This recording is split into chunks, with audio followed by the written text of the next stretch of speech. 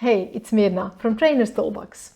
Welcome to the Trainer's Toolbox podcast, a place where you can discover practical and effective tools and tips to make your workshops more insightful, engaging, and memorable. You are at the right place if you're looking to become the best trainer you can be and design truly impactful learning experiences. Ready? Let's dive in. Most of trainers and facilitators, when working in virtual space, know that we need a powerful tool to support visually our session. And for that, many trainers and facilitators will go straight to Miro, one of the best tools out there. Yet it can be so different how we use this powerful tool. We can use it in fairly basic ways, just keep the board open, throw some post-its, virtual post-its around. Or we can use it as a really powerful support to our process, to really go deepen the learning, to really deepen the conversation using Miro. And that's exactly what we want to explore today. What are best practices and tips and tricks? How can we use Miro in a way that truly supports and deepens that conversation? And today I'm talking with one of the best persons who can help us answer that question. That's Carol Paul. And maybe just a little warning before we kickstart this episode. Today is one episode that it might be really helpful to actually watch on YouTube instead of listening to the podcast. I think and hope from podcast you will still get a lot of value and ideas, but in YouTube we will also show some of the things that we mention and that can make your life a little bit easier. Now, back to Carol. Carol is totally my role model with Miro Designs, with how she uses it. She shares amazing stuff on her LinkedIn posts, in Substack, but it's also very active in Miro creators community, kind of behind the scenes, where you can see a lot of her work and support for others. She's a strategic product designer. She's a workshop facilitator with 17 years of experience. She's as I said, very active Miro creator and Miro MVP. And she designed more than 100 templates on Miroverse. We're going to be going through some of these today. We'll use them a bit as our case studies, and we'll share the links to all of the ones we shared today in the description of this video and podcast. So Carol works with early stage SaaS founders and product teams to design better product experiences. And she does most of her work inside Miro, so things she shares today are really experience-based. Carol, thank you for joining me. I'll give you a word in a second. I just want to still share with everyone what is ahead of us today in terms of topics. So today we want to explore why is Miro more than just a whiteboard and how can actually we think about it as a facilitation tool. What are some of the key features and functionalities we want to keep in mind in Facilitator and we should really know about? What are the most common traps, mistakes, and also what does a well-designed Miro board looks like the one we have on the screen already?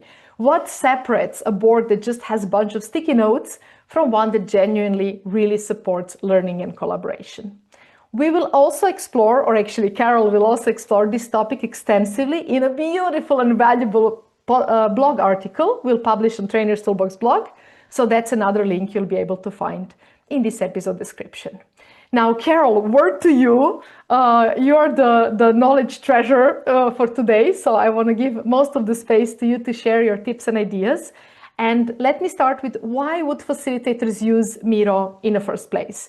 And maybe also when and what for would you say we should all use it, or who should use it? All right, thank you so much, Mirna, for the invite. It's really a pleasure to be here talking a little bit about this tool that I'm a big fan of and that I use in my daily basis for many, many years. Actually, I even started using Miro when it wasn't even called Miro. It was called Real-Time Board, so it's a really long time. Why and what for would people use Miro? Well, I mean, the obvious answer would be for remote collaboration, remote workshops, async collaboration as well, right? Especially if you're working inside teams, a lot of async work can happen within Miro. My favorite way, honestly, it's still workshops and collaborations because you have it all there, right? Like one of the main good things about using Miro for such thing is that the board is actually the documentation, right? I love in-person workshops and in-person sessions and etc. But then the documentation of it later, it's a little bit tricky, right? You have to take pictures of the sticky notes. Someone has to document it. It takes some time. And when you use a board and a space like Miro, it's already there, right? You don't need to really do anything else. And right now, with all the technical advancements that we are having with Miro AI and etc., it's getting even nicer, because with Miro AI, it can generate slides for you, it can generate documents and tracking tables and etc. So it becomes even easier for the post-session work, right? And one of the main things for me also, it's about the flexibility of the tools, right? There's so many features one can use, and it can also easily be adapted to how you prefer to work or how the teams prefer to work, right? Maybe if the team is really familiar and really used to the tool, you can use it in a more open and flexible way. If it's a bigger group, a little bit less flexible, or you need, for an example, to be mindful about privacy because some information might be a little bit more delicate, there are also tools you can use, right? So you can really adapt it to your need. And I think that's probably the best thing one can use for and can use Miro for, right? Oh. And yeah, I think those are like the main things. Who can use it? Absolutely everyone. Because you don't even need a team, right? I mean, I personally use it for brain dump, for my own businesses, kind of also for documentation for a lot of my ideas and etc. So it doesn't even need to be for a team. You can use it for yourself. Like we use it for planning this podcast, right? So it's also a good example.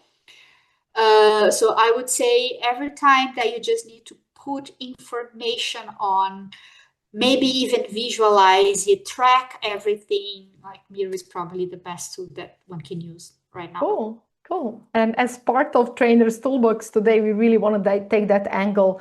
What can we as trainers and facilitator gain out of it? And what is really different with the workshop where we use Miro than maybe the workshop where we share the screen with the slides? Could you give us a bit more on that? How would it be different? What would be the benefit for me as a trainer and facilitator? Let's say till now, I'm always using slides and now I'm moving to Miro. Should I just move my slides there, or what's the point of using Miro there?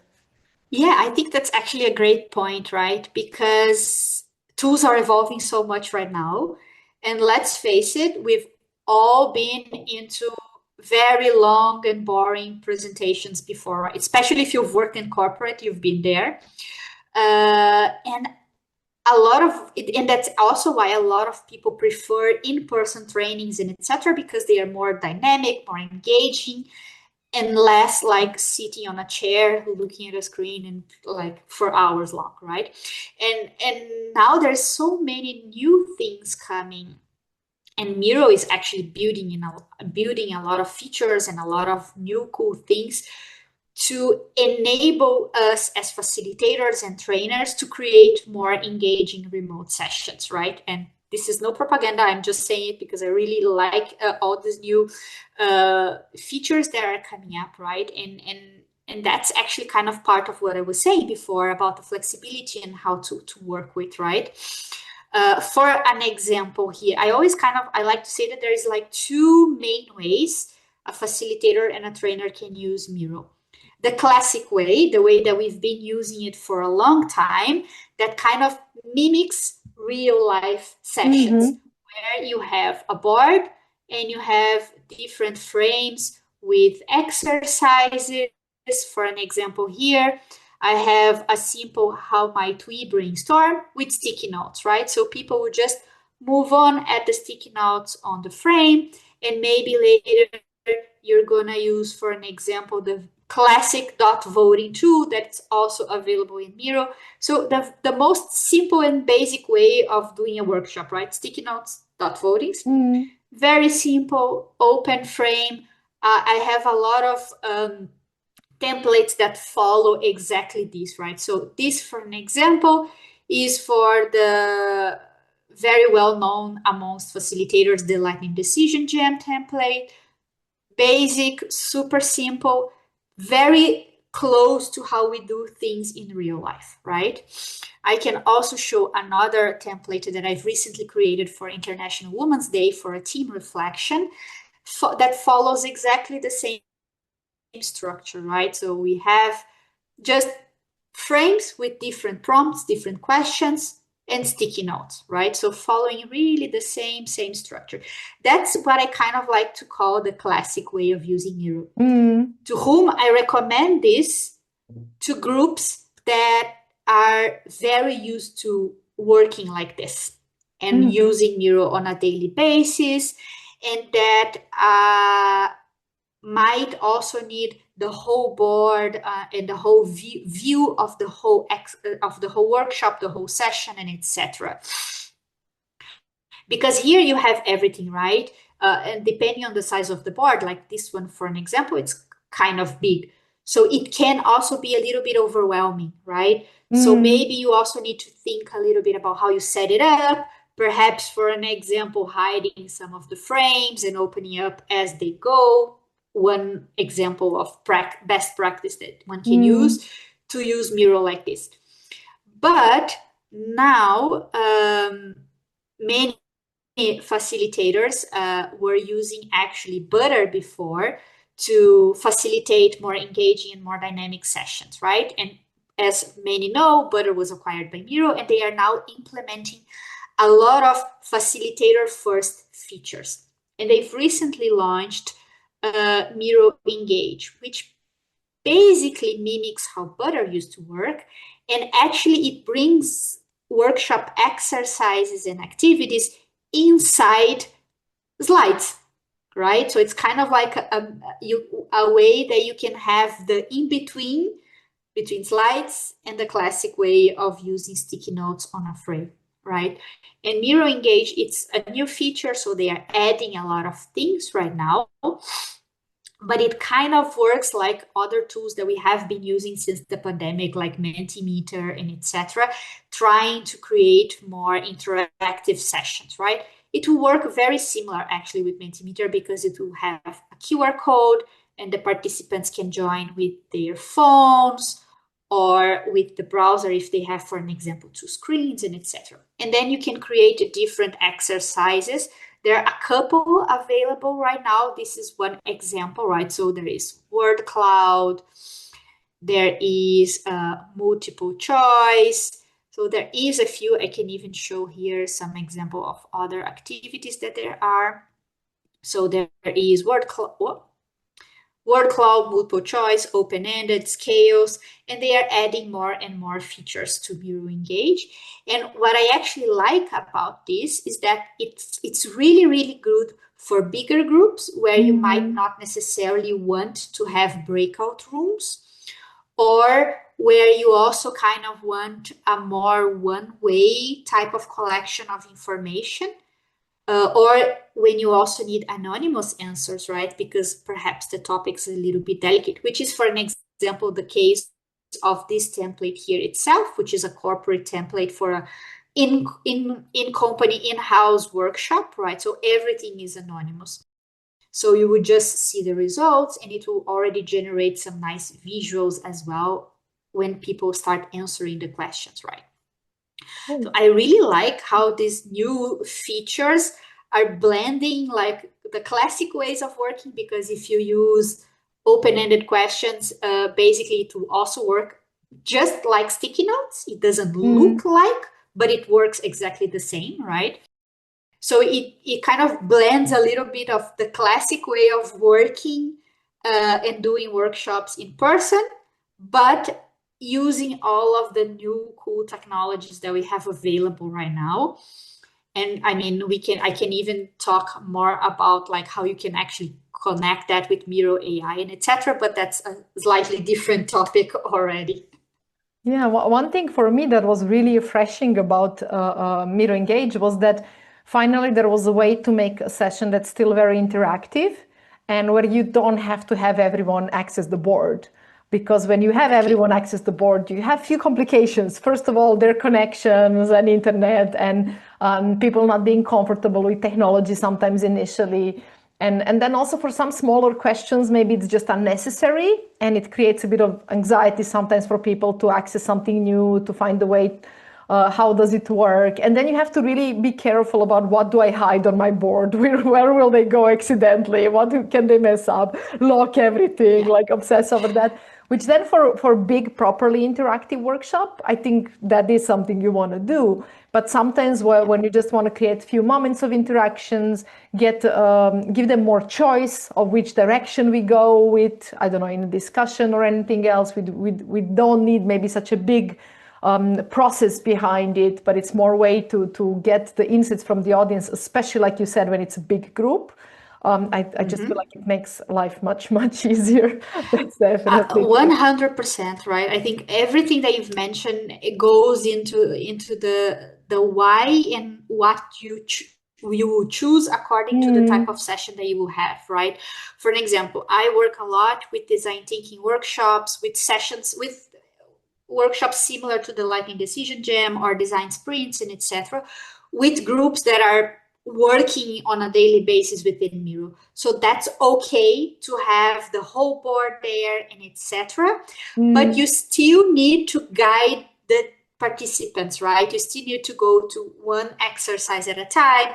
You will still need to use the timer. Depending on the level of expertise of the team, it still can be overwhelming, right? And that's exactly why I like Engage for other types of sessions or more training like, because I think you touched on a very important thing. Not everyone is actually familiar with these types of tools. Right? I myself have run workshops where I actually had to do a small Miro training before, because some participants were just not a tech first person, right? And that's totally fine. And you have to prepare for that. So having these types of features now makes it easy for us, right? Depending on the type of session, the type of collaboration that we are working with. Totally agree. But I would say Miro is much more and much broader than just the Engage. Engage is just one of little elements we can use in some situations, and there is way more to discover. For me, one really interesting thing to observe is also that when trainers move more to virtual, if they're in favor of doing like very interactive workshops and very participative processes, hopefully they'll bring that into Miro as well. It will be a little bit more challenging at the beginning until we discover features and so on. But I think this can also be a bit of a limitation, because we still bring in our best practices from physical space. And in virtual space, they look a bit different, but we are still limited in our thinking to how we would do this in physical space, maybe. And I think the whole virtual setup and the whole this, what's the name? Not eternal, but like infinite canvas, and the whole idea of things that we can discover in Miro, I think they can really go broader than just what would you do in physical. They have their own specific and special also things that we can introduce. So I'm also very curious, what would be your tips for facilitators when using Miro? Keep this in mind, like, from things you saw that were missing in some session, maybe to things you just learned for yourself as best practice. What are the best tips you can offer us for this?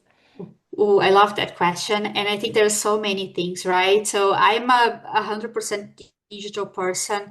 I've been using Miro daily for like 10 years, probably by now. I lost count already. No, a little bit less than 10 years. But there is a few things that I always say, like, separates you from a good remote facilitator and a very pro facilitator, right? The basic things, just like you said, right? When you are doing an in-person workshop, it's slightly easier to change on the way, because you change the prompt, or perhaps you change the order of the exercises, and it's okay, because you will most likely be using sticky notes and a wall or some white paper or things like that, right?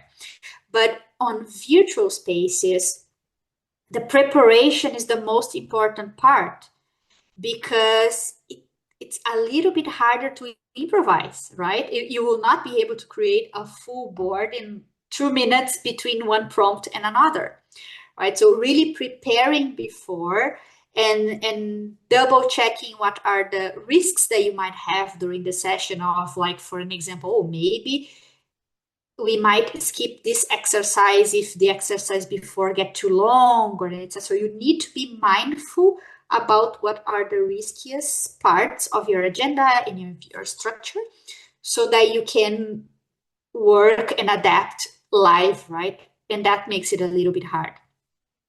So I always say, like, preparation is the most important thing. Thinking about what are the exercises, the order of it, how you're going to navigate through the board.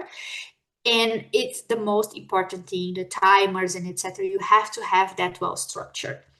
And then that also connects with what we were discussing before about who the participants are, what's the main goal of that session.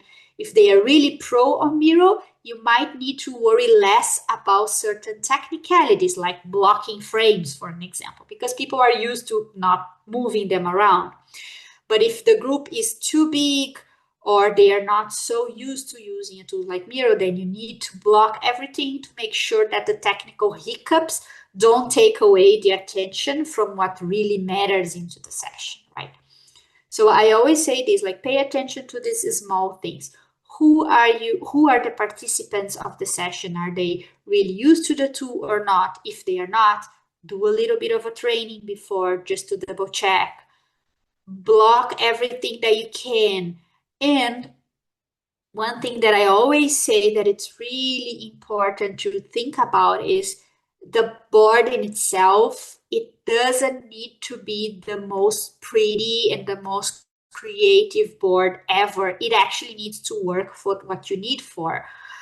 But then some might ask, oh, but your boards are all like well thought of. Yes, because I am a designer. So it's natural for me, but not all of them are like super fancy and etc. Some real life ones are actually quite messy as well, right? Because what really matters is that you have the tools and the features in there. For an example, right? Like if I would be running a Lightning Decision Jam workshop right now with us here, I would have the basic instructions, and depending on, I don't even have the instructions on the board because I will be facilitating, so it's less information there. This is a template, so it has the instructions, but I would have the main things, right? Like, what is the main prompt, the sticky notes that I already have here so that it's easy for people to add, the dot voting, or whatever other tool that I'm using. Perhaps I'm using cards, or perhaps I'm using the flywheel, right? So whatever it is that I need, I will drop it there before.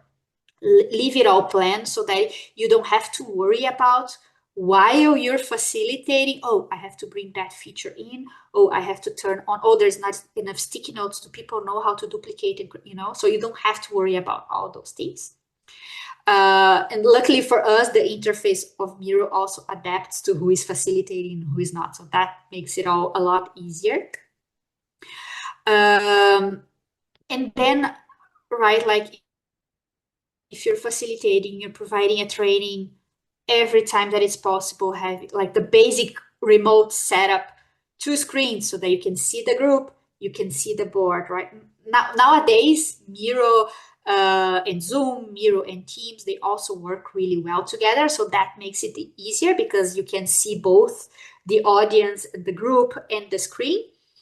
But that's really important because remote sessions are way more exhausting. A one-day workshop in person can and will most likely leave you brain dead by 5 p.m. A remote workshop will leave you brain dead by 12. True. Right? So you really need to take that into account, because you will lose attention a lot faster. There is Slack on the second screen. There is emails popping up. There is notifications, right? So it's really easy for people to get distracted. And when you have the view of the participants, and here, like, always try to get people to open the camera, it makes such a big difference. I know not everyone is comfortable with, right? But like, especially in a setup where we are all working together towards one goal, having the camera open is like a must, because you can sense the energy. You can see if people already finished, for an example. This is something that I've observed so much. while facilitating in-person exercises and remote exercises is that a 10-minute in-person brainstorming in person is very different than a 10-minute Miro brainstorm. It's fast. People write faster on Miro than they write on a real sticky note with a pen and a paper. So sometimes what you would probably give 20 minutes in an in-person workshop, you might just need 10, right? And I've done and I facilitated sessions where I had planned 10 minutes before for a brainstorm, for an example. And by minute 5, 6, I noticed that people stopped writing and they were already like looking all over the camera. I was like, okay, is everyone done? So perfect, let's move forward. And maybe by the end of the session, we'll gain a couple of minutes, right? So you have to pay attention to that. It's different. And that's why like preparing and paying attention throughout is by far the most important thing that one can do for a remote session. And by the way, all these tips also work for other tools, right? Not just for Miro. Of course, yeah. And I would say from the side of brain-based, just don't do full day workshop in Miro, like in general. Yes. Like, Yes. you know, like if you really, really have to, but like just splitting that into multiple modules, coming back to the same thing will work so much better, both in live as well, but especially in virtual, I think it's yeah, I do the same. Honestly, I also have some like one-day workshops that I do with clients, and I usually try to split them into 2 sessions, maybe 1-2 days apart, not too long, so that you don't lose the momentum and the memory of it. But I agree, it's much better than having a full day because like you're going to be exhausted. And one other thing that we didn't touch, but it's really, really important, breaks. You need more breaks. So that's also like something to be mindful about. Sometimes you just have to also have a spontaneous break in between, depending on how the energy and the exercises are going. Yeah, true for all virtual sessions, like you're saying. Yeah.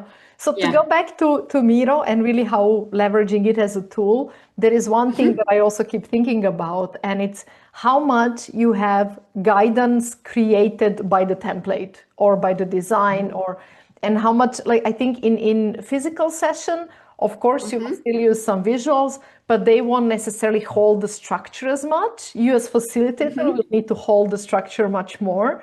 And I feel like in Miro, there is this merge between the design, like visual design, holding that structure much more. But then there is also that element that you as a facilitator, exactly because everything is there and you can't just, hide it. I mean, you can hide the frame, but you cannot just like, skip something and pretend it was never there.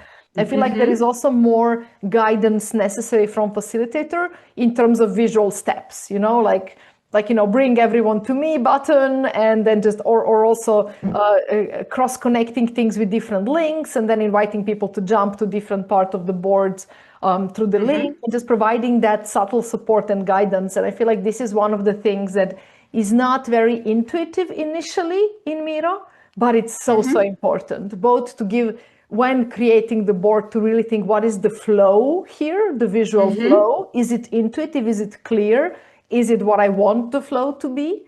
And also, how do I actually be a guide for them throughout that flow? That they don't, even if the visual flow is there, that they're not feeling like they're wandering there on their own, but that somehow there is very clarity in my communication as a facilitator of where should we be moving next? What's in the spotlight now? Because I think otherwise it can become very destructive. There is a lot there and people are curious and they'll wander around. And I think holding that structure is really, really important. Yet we also get an extra tool, the visual tool, to do that. Yeah, 100% right. And I think here there's also a distinction between templates and the real board that you're going to use for a session, right? For an example, this here is a template, right? Everyone can open Miroverse, search for International Women's Day Team Reflection, and open this template. Because it is a template, I made all the instructions there, right? Like, so every step, there is like, oh, you will go with these exercises, use 5 minutes on this question, then use 5 minutes on the next question. And then in this case, it doesn't have one because it's more of a team reflection. But for an example here, okay, on step 6, you will then collect information first, and then you will dot vote. So I have all the details because it's a template, right? I will not be there facilitating for them. Perhaps there will be someone within the team that will be facilitating, so they need those instructions. But for an example, if I would be running this session right now for a client, I myself, because I will be facilitating, I would probably have those instructions on my notes on my second screen, and I will leave just the frame with the actual exercises for the participants, because then it's less information. They focus only on the frame with the sticky notes, and they just do the exercises, right? So it's too... That's why I always say it's important to differentiate what is a template and the real life use one. The structure will be exactly the same. It will be the same steps, the same order, but my preferences is to have the notes and things that I, as the facilitator, need to be mindful about separate so that they don't distract the team. Right? That's my preference, my way of facilitating, of course, each work the way they prefer, right? Yeah, love that. I think the goal is always to remove distractions, yet provide scaffolding and like safety and structure, but without overwhelming with the details and with exactly. And less things, because usually these types of remote workshop, there's already a lot of exercise, a lot of questions that you have to think about, right? For an example, if you're doing a design sprint, which is there's a lot of input also in the board, right? A lot of perhaps research or expert interviews and etc. that you already have to get to read, to acknowledge, to absorb. So if the less things that you need, the better, especially for groups that are not so used to working in the messiness, because a board can become very messy, right? And if you're not used to it, you get confused, you get overwhelmed, then it's actually not so nice. Yeah. Easy trap. No. Easy trap, easy trap, exactly.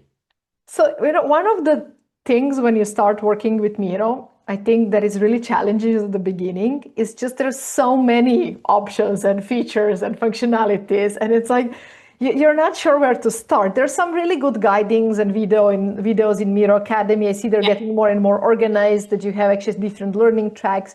But still, it's kind of hard to know what's there. And for me, one of the ways of picking that up was just like keeping an eye on some people who are using it in a cool way, checking in the Miro creators community, what's happening there, going through all the different videos in Academy. But I did feel like it's very hit and miss what I discovered.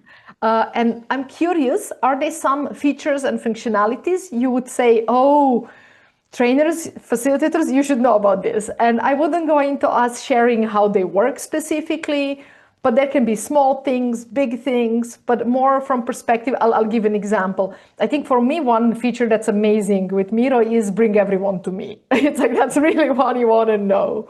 And then just also timer, that you can just embed timer wherever you want in an easy way, or dot voting. So some of these classical tools that are not like huge, and it's not that difficult to discover that they're there, yet maybe you didn't know about them. Do you have anything in mind that's a bit down that line that you think everybody should discover? Yeah, I'm honestly, I'm with you on the keep it simple. To me, the most important ones are the sticky stack, right? So that people can just drag sticky notes easy and you don't have to be mindful about keep adding a lot of sticky notes. The dot voting, because at least in my type of workshops, I use it a lot. And there is 2 ways of using dot voting. I prefer the actual dots, right, that you put on top of the sticky notes. I find them nicer because it creates this visual heat map, let's say.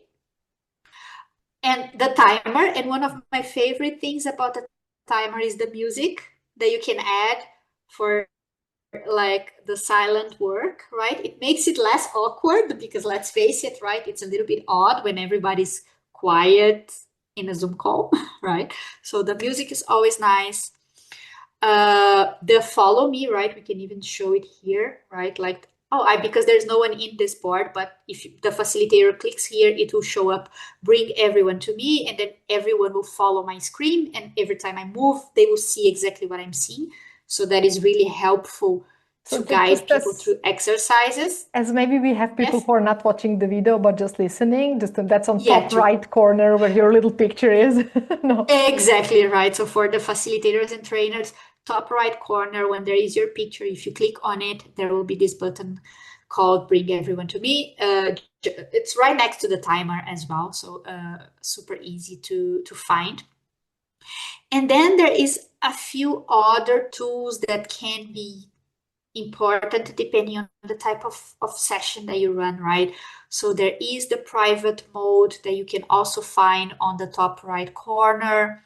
The reactions, right? So participants can also add reactions, kind of like in a Zoom call, right? So thumbs up, heart, and some others as well. So that's kind of also nice to have. And then it will depend a lot on the type of exercises that you want to run, right? If you go into the toolbar navigation, there is a lot of things. So now there is the Miro Engage activities that you can create that I showed in the other template before. There is the flip cards, for an example here, also in the tools navigation, right? So there is a lot of things that you can create and use from there. But I always like to say, like, if you're not sure, sticky notes, dot voting, timer, bring everyone to me. That's all you need. Unless you're using Miro Engage, then Miro Engage kind of covers it all. Yeah. So I would stick to the simple things, and as you get more used to the tool, more familiar with it, then you can start using the more fancy tools and etc.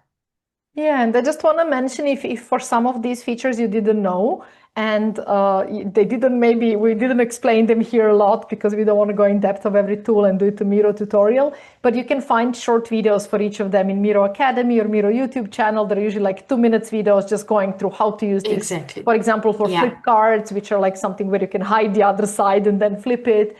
You can find more details there. Can I add a few more that I tend to use? No. Yes, of course. So one of them, when preparing a board, if you have a very specific numbers of stickies you want to use, then there is also sticky pack. I think that's the name, where you can actually define. No, stack is the one where you pull sticky off the. The sticky pack. Packs Yes, are the ones that you can like create the exact number of stickies organized in the way you want. It like much easier than dragging stickies around. So that's more like for preparation, not for working.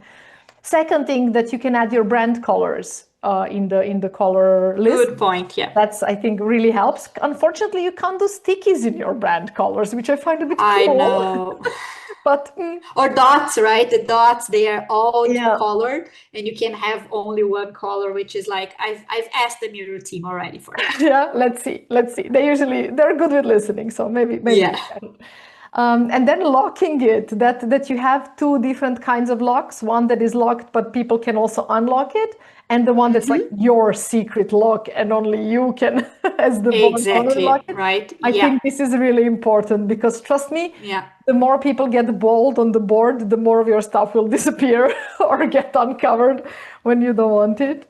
And there is also one more that I just remembered, which is layers. You can actually now have different layers. So for an example, in this board here that I have, the background is actually in a different layer. It is unlocked right now. It's locked right now, but it's actually in a different layer. So if I click on it and I can arrange and move to a different layer, all of this is on the navigation bar. If for the ones not watching on YouTube, if you click on the layer or the object that you want and go into the three dots, you can go to arrange, move to layer, and you can create your own layers. And the nice thing is it will actually open a layers tab on the right, and you can block. So for an example, my background is in a layer called background that is at the very bottom, and I can block it.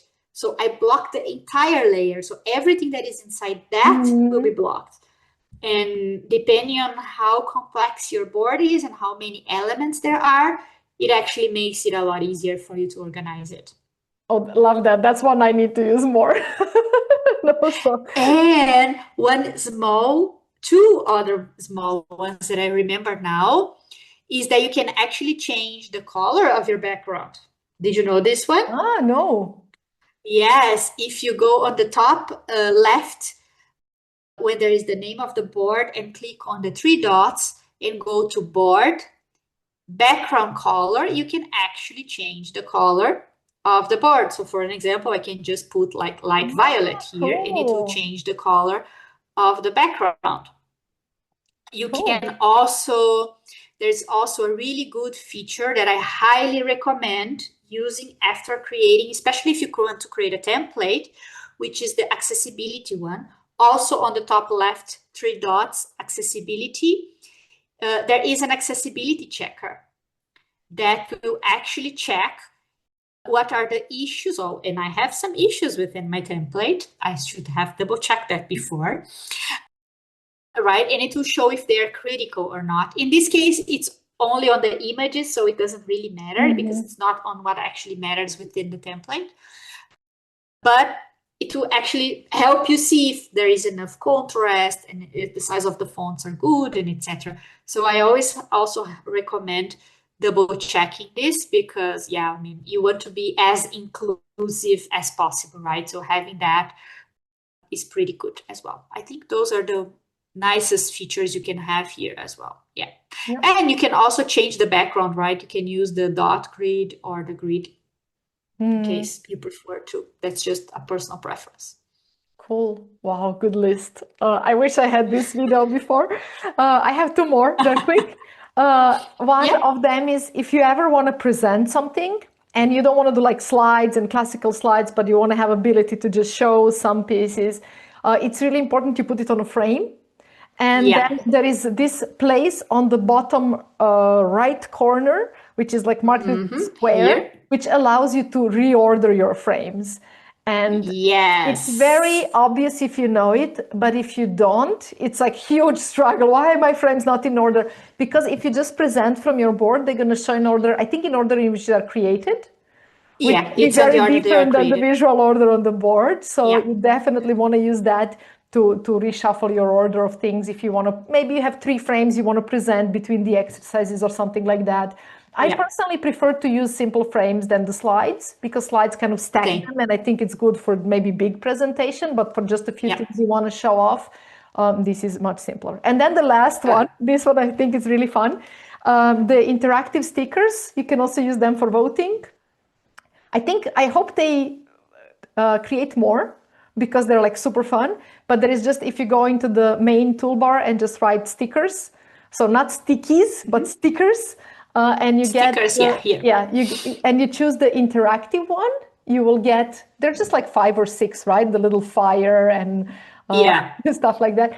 You can actually use those stickers for voting on you. If you put them on some element, everyone who clicks on a little number next to it will sort of vote. So if you want to make voting a bit more creative, playful, not like classical dot voting, it's a really fun way of doing it. I hope they create a few more of these. Actually, I should send that feedback over as well. I also just remember one more is that you can actually customize this navigation bar here with the ones that you use the most. So this is also very useful. The one on the left, for an example, right? Yeah, for an example, if I use Engage a lot, I can also just pin it and it will be here and will always be there. So it's a faster access than having to click on the plus and then find, like, because the list is so big, right? There's so many things. So if you want to just like pin the ones that you use the most, it will be always on the left navigation. That's really useful. Yeah, very convenient. Cool. Oh my God, the time is flying. So I'm going to throw in one more question, but let's keep it quick and just first things that are on your mind. And that's which traps do you think are there no, endangering facilitators or threatening us? What are the things we should be mindful of to avoid, maybe? Just a couple of that come to your mind first. I think we kind of also already touched, right, throughout our conversation.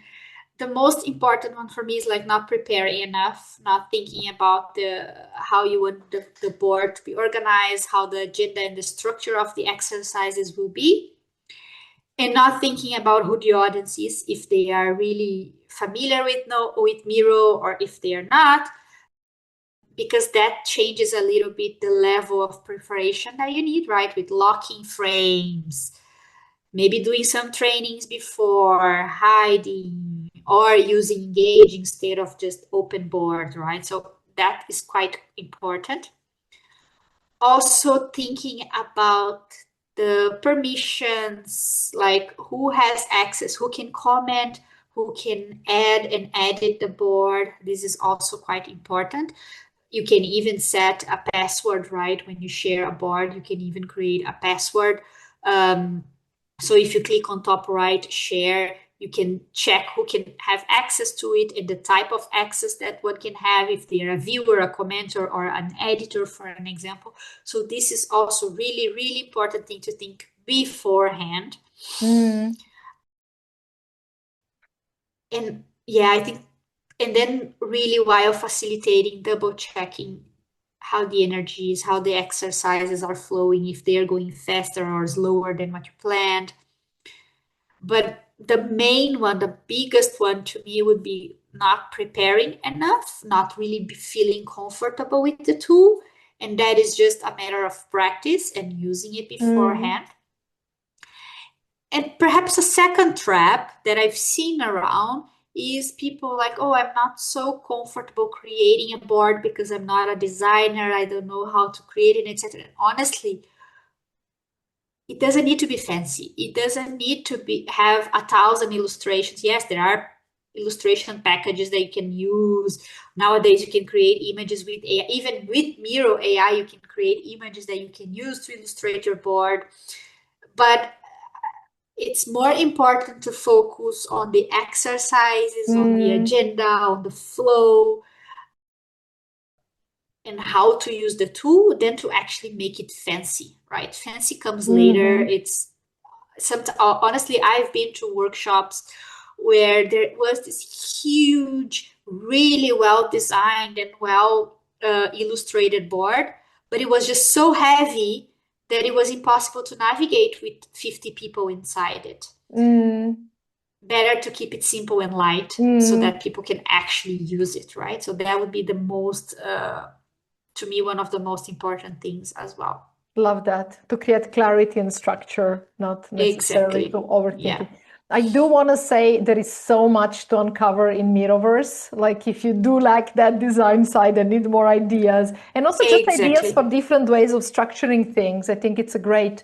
You can also check Carol's templates there. There's a lot of cool stuff, including the three we shared today, and we'll share in the description. Speaking of which, where else can people learn from you? Where can they find you? What is the good place to keep an eye on things you do? Yes, there are two ways you can follow me. The most popular one would be finding me on LinkedIn. So it's Carolina Paul. As far as I know, there's no one else with this name, so pretty easy to find me. Paul with P-O-L-L, but I'm sure it's going to be on the descriptions as well. And I also write a weekly newsletter, Notes by Carol, where I talk not only about the Miro in itself and the templates that I create, but also about design strategy and a lot about my work as well. The link for my newsletter is also on my LinkedIn profile, so easy to find. We can also add it to the description as well. To the notes, yeah, definitely. Cool, yes. Thank you. Okay, so before I ask you the final dramatic question, one learning you want to share, let me just still also close off with few invitations. First of all, if you enjoyed this topic and you're a facilitator who works with Miro, and there is something else we could explore that would be useful, please let me know. Easiest way to do that is probably through LinkedIn or through Trainers Toolbox newsletter by replying to any of the newsletters. because like we really are not looking to just recreate, the tutorials or something where it can already be found. But I do see there might be some gaps in how we all use Miro and how to make it easier for people to get on board. So if you're recognizing something in that direction and you could use an episode, do let me know. We are preparing also a blog article for Trainers Toolbox that's going to be about picking up Miro. If this was even too much and you're still at the very beginning, with just some tips how to have easier first steps. Second thing, I am Miro Ambassador in Zagreb. So if you're in Zagreb, please do connect with me. So I let you know where you can follow meetups that happen and things we do actually in Zagreb physically. And third, if you're a trainer, facilitator, looking to always keep, honing your craft and learning new tools and discovering new tools, one place that might be great for you is Trainers Conversations community, in which we use Miro a lot. It's an online community where you are a member for a year or on a yearly basis, with a small group of other amazing, inspiring trainers, and in which we explore many different tools and share tips and best practices, Miro being one of those tools, but also much broader than that. So if you do want to keep on learning, but not in a very, let me take a course, let me work on a specific skill way, but more exploratory, a bit like today, sharing tips, sharing best practices, definitely check that place out. Now, my last, final, and maybe the most important question for Carolina today is, if you could offer one tip to all the facilitators out there, I know that's hard because we don't know, who exactly is listening, but a bit more general tip for trainers, facilitators, one wish you would want all of us to keep in mind and do more of, what would be your tip or message? Oh, I mean, especially thinking about remote facilitation, right, and using Miro, I guess it really is about like getting comfortable with the tool, right? Using it, practicing it, testing the new features. There is so many new things popping up. I mean, we didn't even touch AI. I mean, we can have a whole episode just on Miro AI, honestly, and how it can actually help you, especially with post-workshop organization. So that's a whole new topic.